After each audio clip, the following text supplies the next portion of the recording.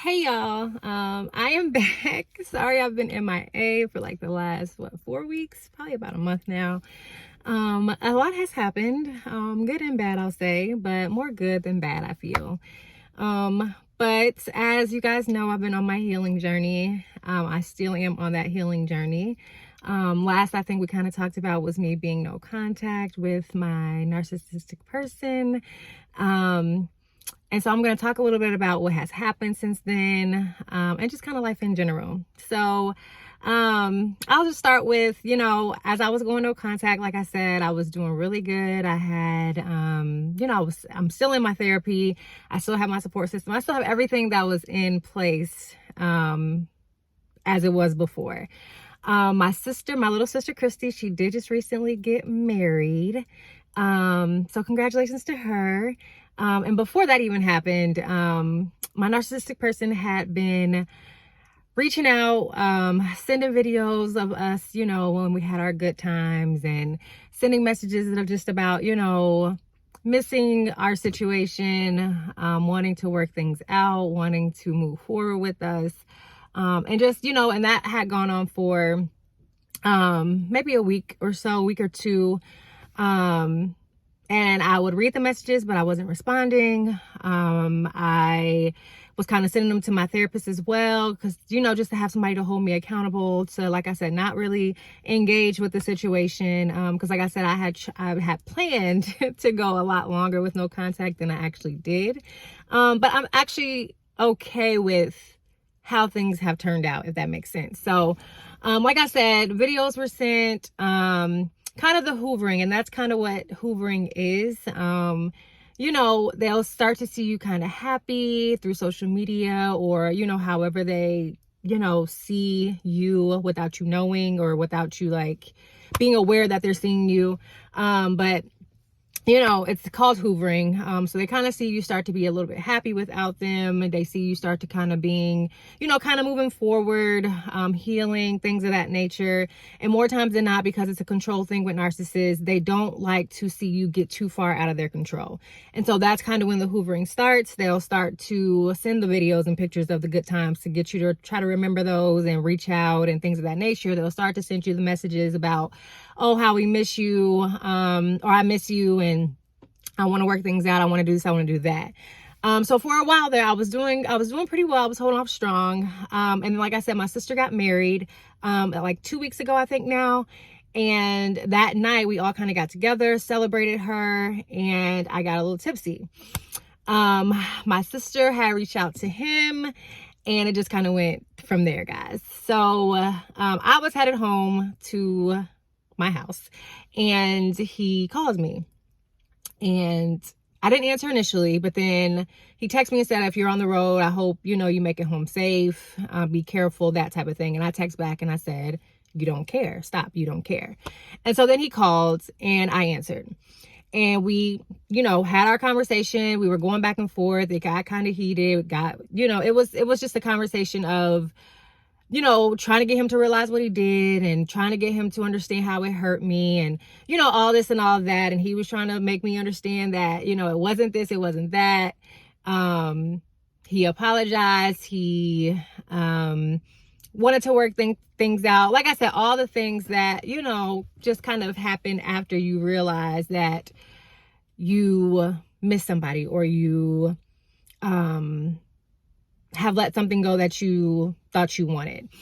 And so from there, I thought that I was going to start feeling like, oh, here we go. I'm back in the cycle. I'm back, feeling like I got to start my healing all over again, that type of thing. But I really didn't feel that way. And which is what makes me feel like my therapy is working. My learning about narcissism is working.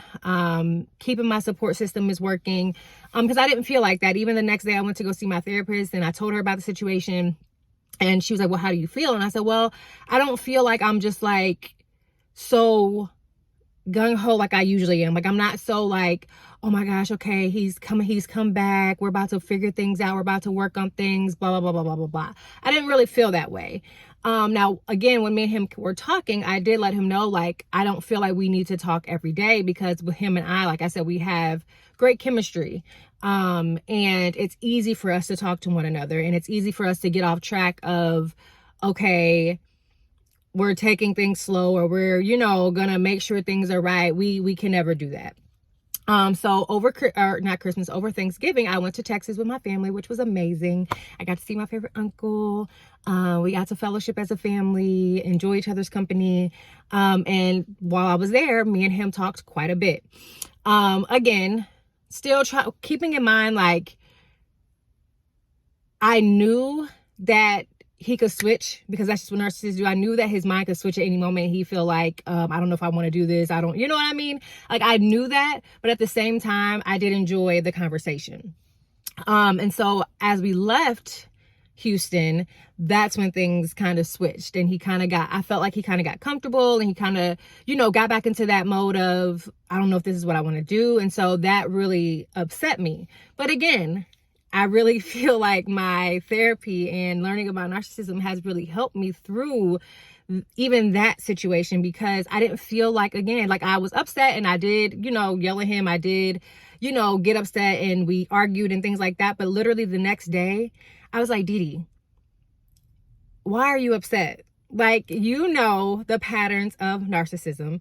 You knew that the moment that you even did allow contact with him, that he could switch at the next second. So it was just like, why are you upset when you already kind of know what to expect, So I think that's kind of helped me through this, is just like knowing that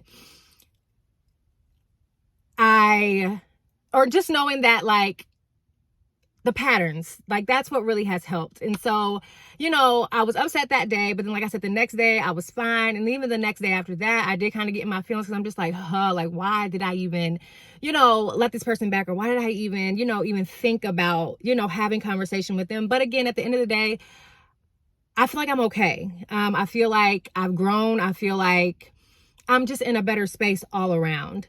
And so I did end up, kind of putting even more boundaries back up, because like I said, it's just something you have to do when you're dealing with somebody who has that personality disorder, because otherwise, unfortunately, that's what they do. They just kind of cross boundaries if you allow them to. So, we left Houston. Things kind of switched. We argued, but then that was just what's today? Today's Saturday. That was probably last Sunday, I think it was. So again, it's been a learning curve for this last month that I've been away. But like I said, I feel like I'm in a good space.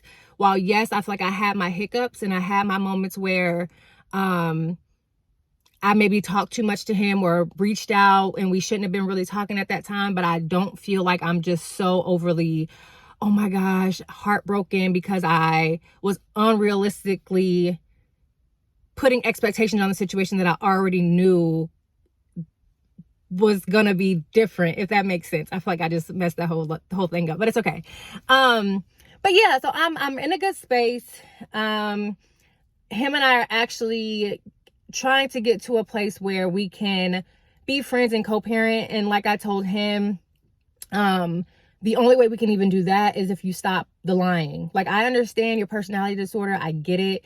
And he says that he's going to get help with it. And he says that he's going to get to talk to somebody, which I pray that he truly does, because it's only going to help him in the long run for any situation that, comes about. But in regard to us and having children, I'm like, even as a friendship or co-parenting situation, I want to be able to trust the person that I'm calling my friend, or the person that I'm co-parenting with. I want to be able to know that you're not just going to lie about something stupid. And so we're kind of trying to get to a point where we can get there, but we're also, like I said, just at a point where he's doing his thing, I'm doing mine, and we're going to figure out how to do this whole co-parenting thing. So yeah, I know I've been away for a while, and y'all probably was like, she probably went back. She probably going through it. She's probably doing this, that, and the other.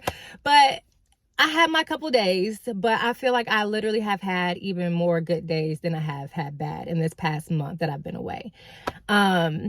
And I had a few women reach out to me. You know, I had one who's, you know, she was just upset with herself because she let him back in.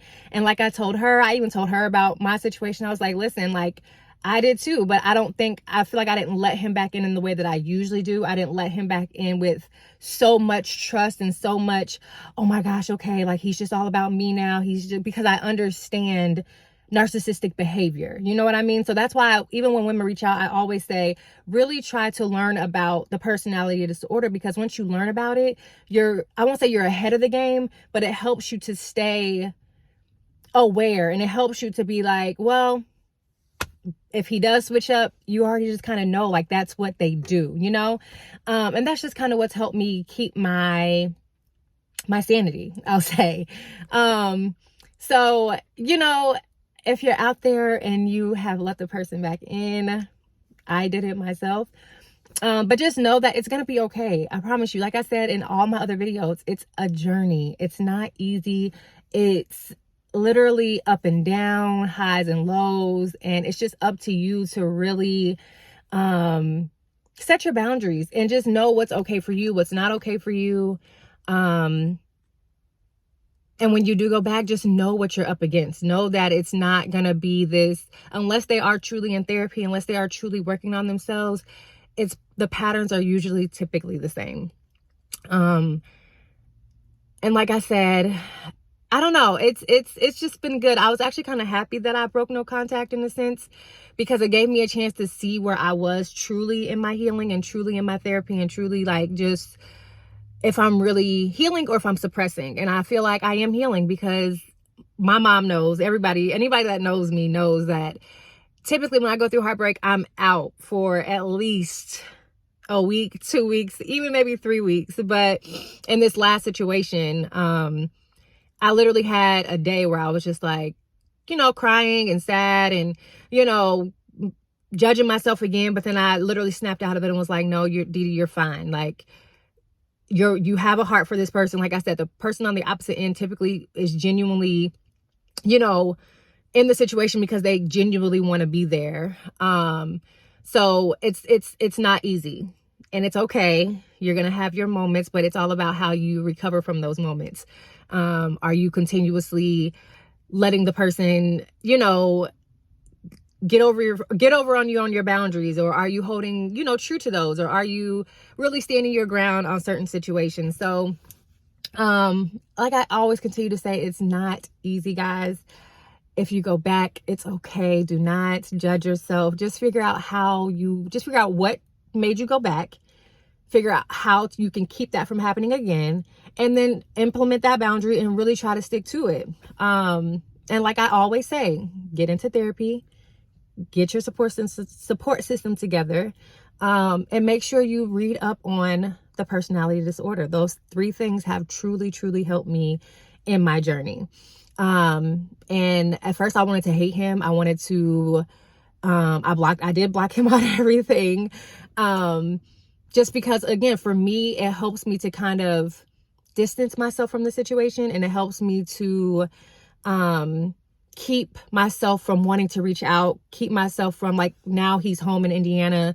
So, you know, if he comes over to see the babies, or, you know, comes to see the boys, and then leaves, I won't have that urge to like try to text him because, you know, he's blocked. Or if he tries to text me, you know, I don't allow that to happen because he's blocked. But that's a boundary for me to help me in my healing, you know?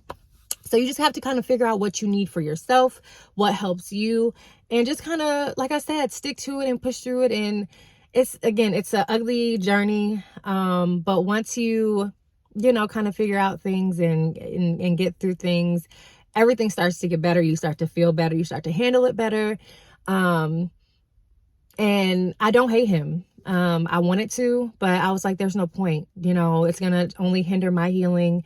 It's only going to keep me in bondage. And then at the end of the day, we do have children. So, you know, it's up to me, basically. I feel like it's my choice to keep allowing something to happen or to not keep allowing something to happen. So yeah, but other than that, life has been good. Well, it's been okay. I've kind of been going through my own little thing. since I moved back from Massachusetts, I haven't quite found a job. I'm looking for more of a work from home. So that's been kind of frustrating and on my heart a bit. My mom is telling me not to rush back to work, but at the same time, you know, not having too much income has really just kind of been like nerve-wracking for me, because I just haven't been in this place, you know, before, where I have nothing. But that's okay. It's just a phase in my journey. I know I'm gonna find a job. I feel like, you know, and even his mother, you know, was kind of talking to me, and she helped me to realize that maybe this is God's way of letting me be with my kids for a little while and be able to, you know, see them and spend as much time with them before having to go back to work. And you know how that goes, being at work all, you know, 8 to 10 hours a day. So yeah, I'm just kind of trying to embrace that part of it as well. But life it's been good. My family's great. Princeton's great.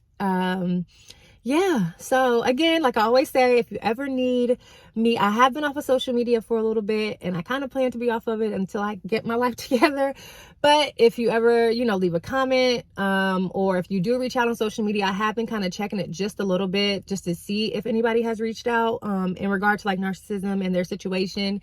But I have been kind of off, but I am going to try to get back to my videos, whether it be just life or whether it be about narcissistic personality disorder.